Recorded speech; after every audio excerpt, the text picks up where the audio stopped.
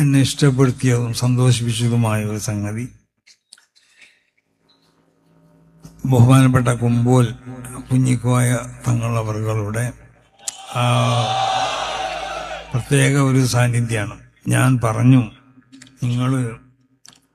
ഞങ്ങൾ സമ്മേളനത്തിന് വേണ്ടി നിശ്ചയിച്ച സ്ഥലത്ത് നിങ്ങൾ പോകണം, നിങ്ങളവിടെ പോയി ദുആ ചെയ്യണം എന്നൊക്കെ പറഞ്ഞു. മൂപ്പരോട് നേരിട്ട് പറഞ്ഞതല്ല, ഞാൻ വേറൊരാളോട് ഏൽപ്പിച്ചതാണ് ഞാൻ പോയി പറയാൻ വേണ്ടി. പിന്നെ മറ്റൊന്നും കൂടി പറഞ്ഞു, അവിടെ ഒരു കൊടി കാൽനാട്ടൽ കർമ്മം ഉണ്ടായിരുന്നു, അത് ബഹുമാനപ്പെട്ട തങ്ങളെ നിങ്ങൾ വന്ന് ചെയ്യണമെന്ന് പറഞ്ഞു. പക്ഷെ നിങ്ങൾക്കറിയാലോ, തങ്ങൾക്കൊരു സ്വഭാവമുണ്ട്, തങ്ങൾ ആളുകളെ മുന്നിലൊന്നും അങ്ങനെ പ്രത്യക്ഷപ്പെടില്ല.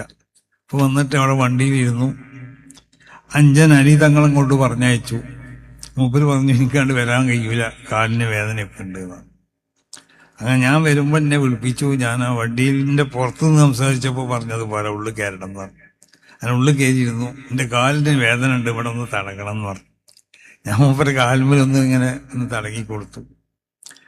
അങ്ങനെ എന്നോട് പറഞ്ഞു, നിങ്ങൾ പോയിക്കൊള്ളിന്ന് പറഞ്ഞു. അപ്പോൾ ഇഫ്തിഖാർ യുടി ഖാദർ സാഹിബിൻ്റെ അഞ്ചൻ ഇഫ്തിഖാർ ചെയ്ത സംഭാവന സംബന്ധിച്ചു എന്നോട് ഉണർത്തി. ഞാൻ ഇഫ്തിഖാർ 10 ലക്ഷം രൂപ ഈ യാത്രയിലേക്ക് സംഭാവന ചെയ്തിട്ടുണ്ട്. അപ്പോൾ ആ നിലക്ക് ബഹുമാനപ്പെട്ടവരവിടെ അന്ന് രാവിലെ വന്നു, അല്ല എന്ന് തോന്നുന്നു, അവിടെ വന്ന് അവിടുന്ന് പ്രത്യേകം നമ്മൾ സമ്മേളനം നടക്കാൻ ഉദ്ദേശിച്ച സ്ഥലത്ത് വെച്ചുകൊണ്ട് ദ്വാരക്ക്, പിന്നെ ക്യാമ്പിന് വേണ്ടി തയ്യാർ ചെയ്യപ്പെട്ട സ്ഥലവും മറ്റ് നമ്മുടെ അതിനോട് ബന്ധപ്പെട്ട സ്ഥലങ്ങളൊക്കെ സന്ദർശിച്ചു. പിറ്റേന്ന് രാവിലെ ഞാൻ അന്ന് ഇവിടെ കാഞ്ഞങ്ങാടുണ്ടായിരുന്നു. എന്നോട് പറഞ്ഞു, നിങ്ങൾ രാവിലെ വീട്ടിൽ വരണം, നിർബന്ധമായി വരണം എന്ന് പറഞ്ഞു.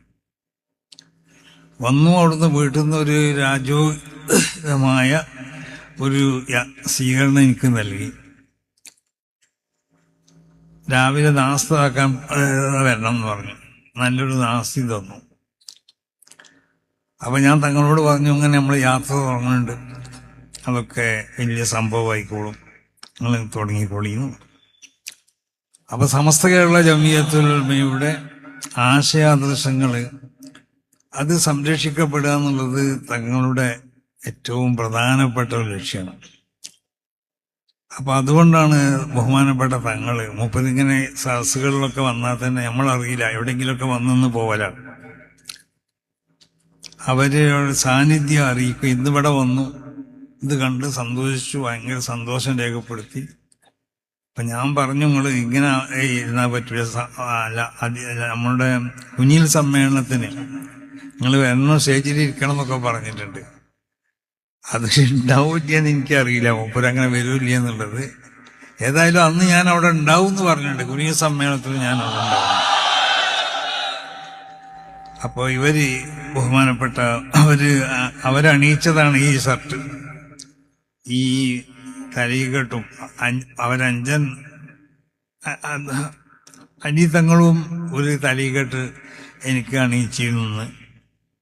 അപ്പൊ ഞാൻ ഇവരെ എന്നോട് പറഞ്ഞു, ഇത് എടുത്ത് വെച്ച് മറ്റേ തലീകെട്ട് വെച്ച് പ്രസംഗിച്ചാൽ പോരുന്നു. അപ്പൊ ഞാൻ പറഞ്ഞു, ഇത് പറ്റൂല, പ്രസംഗം കഴിയണ ബഹുമാനപ്പെട്ട തങ്ങള് തലയിൽ വെച്ച് മൂപ്പരഞ്ചിനെ കൊണ്ട് വെപ്പിച്ച ഈ തലീകെട്ടും അവർ ധരിപ്പിച്ചു തന്ന ഈ കുപ്പായൊക്കെ എൻ്റെ ശരീരത്തിൽ ഉണ്ടാവട്ടെ.